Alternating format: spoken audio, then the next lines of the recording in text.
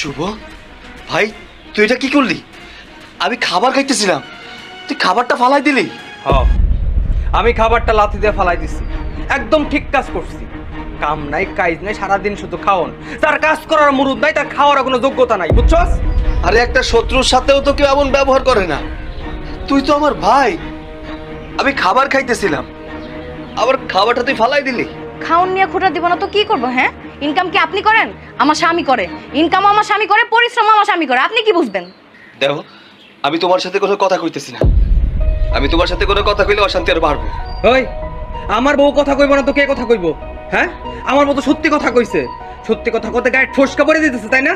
তারা মা, মা, এই কই গেলা তুমি? চুপ, একটা কথা কবি। কি রে শুভ, কি এলো? এইভাবে ছিলে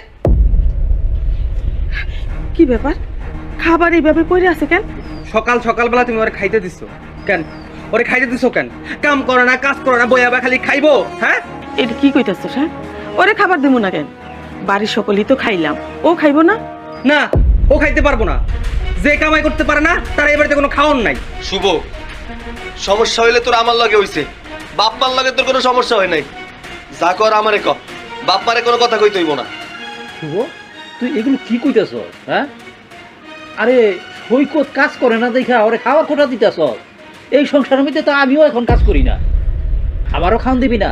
তুই কি আমারও বাড়ির থেকে আবার করে দিবি? হ্যাঁ, দরকার পড়লে তাই করুন। দরকার পড়লে তোমার বন্ধু এই বাড়ি থেকে বের করে দিব। শোনো আব্বা, এই বাড়ির কামাই রোজগার সব আমি একা করি। ও কামাই রোজগার করতে পারে না, ও এই বাড়িতে কোনো খাবার খাইতে পারবো না। শুভ, তুই আজকে রোজগার করস আর আমরা রোজগার করি না দেখে এইভাবে কথা কইতাছস না? হ্যাঁ, বউ শিখায় দেয় আর তুই কস। এই দিন কিন্তু দিন না। আরে চুপ করাইতেছ কেন? ওরে কইতে দাও, ওর মনের যত গাফলা আছে সব কইয়া ফেলাক। কোনদিন যদি আমরা না থাকি কেমনে কইব? ক শুভ, ক।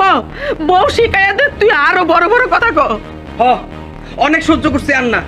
আমি একা কামাই করে নিয়ে আহম আর সবাই বৈশা বৈশা খাইবো, তাই না? কামাই করতে না পরিশ্রম হয়, টাকা ইনকাম করতে না কষ্ট হয়। আমি কারো বসে বসে খাওয়াইতে পারবো না। এখন তোমরা সিদ্ধান্ত নাও, তোমরা কি করবা? থাক ভাই, আমার জন্য বাপ মারে বাড়ি থেকে বাইর করে দিস না। তুইও বাড়ি থেকে চলে যাস না। আরে এই বাড়ির সমস্যা তো আমি একজন এতিম মানুষ। আসলে আমি ভুলে গেছিলাম, আমার বাপ নাই,